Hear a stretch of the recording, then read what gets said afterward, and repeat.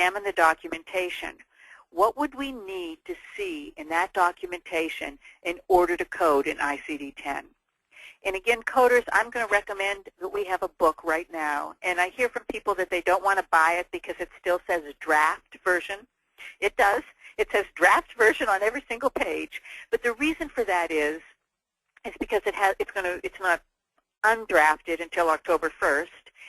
But the code sets, both ICD-9 and ICD-10, they're frozen.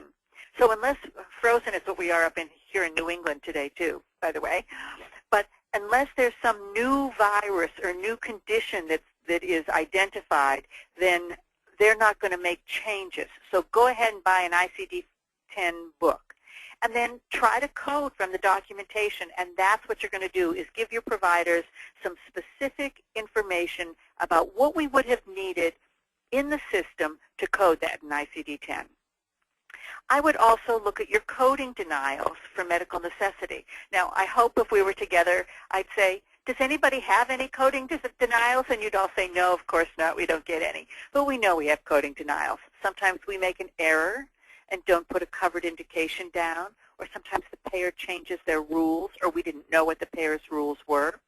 So look at those, and those we're going to pay particular attention to.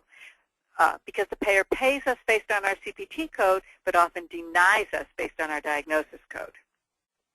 Now, if your system is already mapping to ICD-10, and I hope it is, and if your system will allow you to do this, update your unspecified ICD-10 codes now. I think this would be really important. Free up a coder. I know easier said than done in our smaller practices.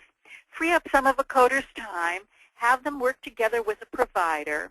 And I would start with